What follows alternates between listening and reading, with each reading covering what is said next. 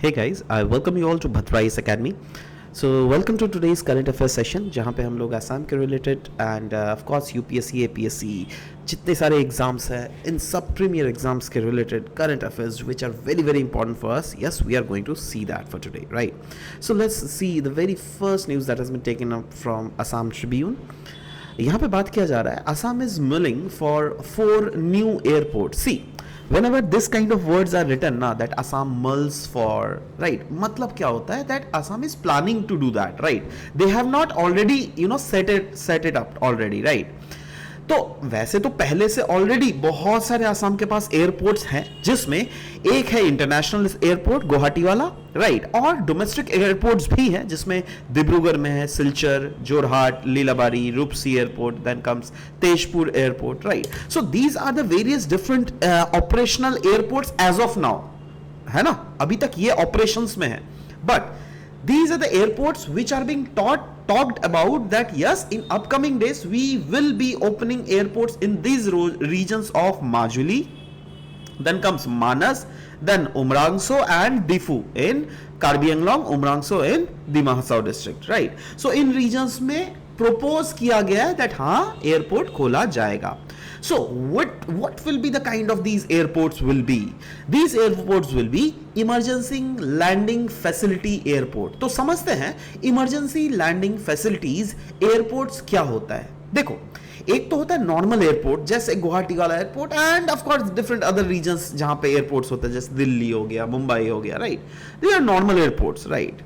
सो but कभी कभी क्या होता है ना दैट इमरजेंसी जब बोला गया, देखो ये वर्ड जब यूज किया गया इमरजेंसी लैंडिंग, बहुत समय क्या होता है ना दैट नॉर्मल एयरपोर्ट्स में इतने ज्यादा एयर ट्रैफिक होता है that it is not possible that emergency situations में, जैसे से फॉर एग्जांपल कोई नेचुरल डिजास्टर आ गया या फिर कोई मेडिकल इमरजेंसीज या फिर कोई रिलीफ ऑपरेशंस चलाना हो गवर्नमेंट ऑफ इंडिया को, राइट, और उस समय मेन एयरपोर्ट्स में तो काफी ज्यादा भीड़ है ना, राइट. सो इसीलिए we need buffer airports as well, right, which can be used for example जैसे नदर्न असम, सेंट्रल असम में फ्लड्स आता है, राइट. तो फ्लड्स के दौरान इन एयरपोर्ट्स का इस्तेमाल किया जा सकता है क्योंकि major airports, so there is high probability that वो डूब गया होगा, है ना. बट ये एयरपोर्ट्स अगर प्रॉपरली ऑपरेशनल है so we can use the good use of these airports, right. वैसे ही मेडिकल इमरजेंसीज या फिर कोई रिलीफ ऑपरेशंस अगर पहुंचाना हो, राइट. तो सवाल होता है दैट क्यों why Assam needs emergency landing facility, क्योंकि as I said that Assam is very very prone to flood prone areas, right. And यहां पे इस समय क्या होगा दैट अगर फ्लड आ जाएगा तो डिजास्टर के समय प्रॉपर्ली रिस्पॉन्स हो जाएगा, प्रॉपर्ली रिलीफ मटेरियल पहुंचाया जा सकता है लोगों तक, और एक ट्रांसपोर्ट एयरक्राफ्ट को भी लैंड करवाया जा सकता है जिससे कोई भी चीज को एक रीजन से दूसरे रीजन पहुंचाया जा सके.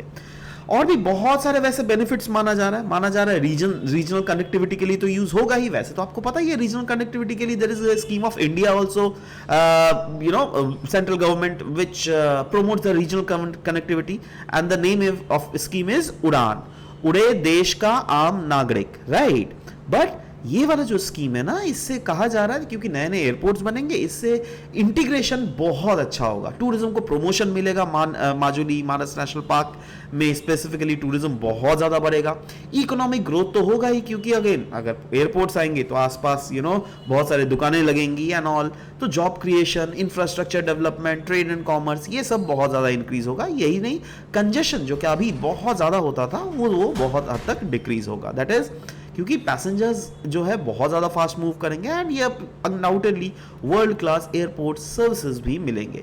इनफैक्ट बोला तो ये जा रहा है दैट क्योंकि यह एक स्ट्रैटेजिक एसेट रहेगा इंडियन गवर्नमेंट के लिए as well as Assam government, तो ये हम लोग डुअल यूज के लिए इस्तेमाल कर सकते हैं. सिविल के लिए, सिविल पर्पसेस के लिए तो इस्तेमाल कर ही सकते हैं, बट मिलिट्री पर्पसेस के लिए भी इन एयरपोर्ट्स का इस्तेमाल कर सकते हैं फ्यूचर में, अगर सोचो कल को कोई वॉर टाइप के सिचुएशंस क्रिएट हो गए तो. बट जो प्राइमरी जो बेनिफिट है इमरजेंसी लैंडिंग फैसिलिटी वाले एयरपोर्ट्स का वो क्या है, it is not to serve a military or something like that, rather it is to serve during the cases of emergency, like for example natural disaster, medical emergencies, relief operations. but क्योंकि ये रहेंगे ही और of course अपनी government की, तो हम लोग कभी भी इसका इस्तेमाल फॉर मिलिट्री पर्पसेस भी इस्तेमाल कर सकते हैं. Next, 9th Assam State Film Award. Actually अभी recently 9th Assam state film award दिया गया है for the year 2020 and 2021 Srimanta Sankardev Kala Kshetra Guwahati में। और इसका मेन पर्पस था दैट असम सिनेमा के जो एक्सेलेंसीज जो है, मतलब जो जिन्होंने असम सिनेमा को बहुत ही ज़्यादा कंट्रीब्यूट किया है इन लास्ट ईयर ऑफ से 2020 एंड 2021, उनको ऑनर करना। इससे यही नहीं, इससे आसामीज फिल्म इंडस्ट्रीज भी बहुत ज़्यादा प्रोमोट होगा। Now the question stands, what are the major award winners जो क्या यहाँ पे अवार्ड दिए गए हैं। तो फॉर द ईयर 2021 2020 दोनों में हम लोग को मिला गया। 2020 ईयर के लिए जो फिल्म है वो है बालकनी भगवान, that is God on the balcony, right. जिनके डायरेक्टर कौन है और इन्होंने कौन कौन से टाइटल को विन किया है, दैट इज बीइंग रिटन है। Likewise, for the year 2021, different film that is शब्द निशब्द कोलाहल है ना, जिनके डायरेक्टर धनजीत दास थे। इन्होंने 4 अवार्ड्स जीता है, including the best film award of 2021 and best director award of 2021। I hope the things are very very clear. Now the question stands, अगर मैं असमी सिनेमा का बात कर ही रहा हूं, and if I'm not talking about Shri Jyoti Prasad Agarwal ji, so you know this is absolutely adhura class, right? So the question stands, Assamese cinema का pioneer कौन थे? Yes, the founder अगर बोले हम लोग Assamese cinema का, तो he is none other than Jyoti Prasad Agarwal जी। और पहला जो Assamese फिल्म है ये आपको याद रहना पड़ेगा, 1935 को आया था। The name was Joymoti, right? And इन लोगों ने ही, इन फिल्म्स ने ही इवेंचुअली फाउंडेशन ले किया था for the Assamese film industry. Now the question is, and what are the important awards and winners in this category? तो अगर देख लीजिएगा लाइफ टाइम अचीवमेंट अवार्ड किन किन को मिला है 2020 2021 के लिए, जयंत हजारिका अवार्ड किन किन को मिला है 2020 21 के लिए, शॉर्ट फिल्म कैटेगरी में अवार्ड दिया गया है नीप बरुआ अवार्ड, वैसे ही डॉक्यूमेंट्री कैटेगरी में भी नोरेन बरुआ अवार्ड दिया जाता है। एंड 2021 के लिए किन कौन से मूवी को किस के लिए दिया गया है, एंड 2021 के लिए भी क्या दिया गया है। You can just pause the video and take the notes out of it, because you never know that these questions may be also popping up in your upcoming exams, right. Playback singing award भी दिया गया है 2020 as well as 2021 के लिए, किन किन को दिया गया, just go through it if you at all want to, right. Okay, moving on. Lion tailed macaque के बारे में न्यूज था। Lion tailed macaque actually news इसलिए था क्योंकि रिसर्चर्स ने क्वेश्चन किया है दैट देखो भाई, रिसेंट फेज में देखा गया लायन टेल्ड मैकाओ जो है ना वो ह्यूमन डोमिनेटेड लैंडस्केप्स में एंटर कर रहे हैं, राइट। और अच्छा आप खुद सोचिए, अगर सोचो इस रीजन में ह्यूमंस रहता है और आसपास चारों तरफ वाले रीजन्स जो है ना यूजुअली फॉरेस्ट वाले एरियाज है, तो ये जो लायन टेल मैकाओ है ये क्यों ह्यूमन एरियाज में आएंगे? क्योंकि ह्यूमंस भी जरूर से इनको कुछ ना कुछ नुकसान पहुंचा रहे होंगे, या फिर इनको यहाँ पे अपना खाना वाना नहीं मिल रहा होगा, इसीलिए ये ह्यूमन डोमिनेटेड टेरिटरीज में घुस रहे हैं, राइट। तो यहाँ पे यही बोला गया था, ये जो लायन टेल मैकाओज है इनके बारे में बहुत ज्यादा स्टडी करने वाले हैं आज हम लोग सेशंस में, जहाँ पे ये बोला गया that these are the world's का ओल्डेस्ट मंकी। जी हाँ, इनका एक अलग नाम भी दिया जाता है, इनको बियर्ड एप भी बोला जाता है, क्योंकि देखिए ऐसा होता नहीं है दैट जैसे दाढ़ी है इनका, राइट, काइंड ऑफ, राइट, इनको इसलिए इनको बियर्डेड एप भी बोला जाता है। इनका कैरेक्टरिस्टिक्स फीचर्स अगर देख लीजिएगा, yes, around their face there is a grey mane, that is a beard kind of aspects, right. And distributions अगर देख लीजिएगा तो ये हम लोग को evergreen rain forest of the southern part of India, specifically in the regions of western Ghats में हम लोग को देखने को मिलता है, which contains the regions of Karnataka, Kerala and Tamil Nadu वाले रीजन में ये डोमिनेट करता है, राइट। सो याद रखिएगा लायन टेल मैकाओ कहां पर डोमिनेट करता है? हमारे southern India of Karnataka, Kerala and Tamil Nadu. क्योंकि देखिए इस टाइप के क्वेश्चंस को पता है क्या, क्योंकि न्यूज में रहता है ना, तो यहां पे आपके प्रीलिम्स में भी क्वेश्चंस पूछा जा सकता है दैट बताओ भाई क्या ये you know are these found in the regions of Assam, Nagaland and Manipur? So you know you should be very very clear when you are reading all these stuffs. इनके habitat and behavior की अगर बात करें, yes, they live in tropical evergreen rainforest as I already said, and ये पता है कौन से रीजन को प्रेफर करता है? जहां पे वैसा रीजन जो क्या काफी ज्यादा dense canopy वाला रीजन हो। कैनोपी मतलब ऐसा region which is covered like by forest, right. So of course हम लोग को पता है ना फॉरेस्ट के टाइप्स का, एक होता है वेरी डेंस फॉरेस्ट, राइट, एक होता है मॉडरेटली डेंस फॉरेस्ट, एक होता है ओपन फॉरेस्ट, है ना।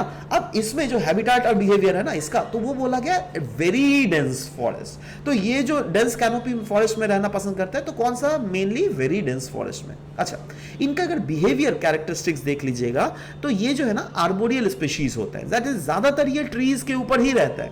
और पता है ये डायurnal है, दैट इज ये दिन के समय तो एक्टिव है बट रात के समय लेकिन सो जाते हैं ये, राइट। और ये सोते भी कहां है, हाई इन द कैनोपी, एकदम ट्रीज के ऊपर में जाके सोता है भाई, इनका बहुत ज्यादा बैलेंस भी होता है, राइट। अच्छा याद रखिएगा, जब मैं बोल रहा हूं that they are diurnal, they are active during day, मतलब क्या, they are not nocturnal. Nocturnal species पता है क्या होता है, ये नॉक्ट्यूरल स्पीशीज वैसे होते हैं जो कि रात को भी जगते हैं, समझ रहे हो बात। तो वो चीज ये नहीं है, ये रात को सोते हैं टेक्निकली, राइट। इसके कंजर्वेशन स्टेटस की अगर बात करें, जो कि सिविल सर्विसेज का फेवरेट है, तो यस, IUCN के रेड डेटा बुक में इनका कैटेगराइजेशन किया गया as endangered category.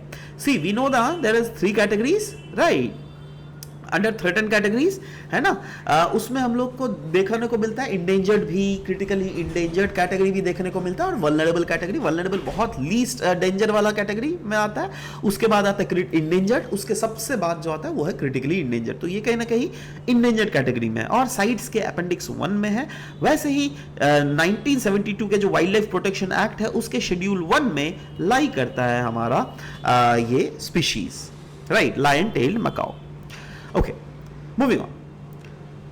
Corruption Perception Index of 2025. This was also there in news, जो क्या बहुत ही ज्यादा दुनिया के हर एक कंट्रीज को टेक्निकली ये रैंक करता है, राइट। जिसमें जैसे रैंक 1 किसको मिला है, डेनमार्क को।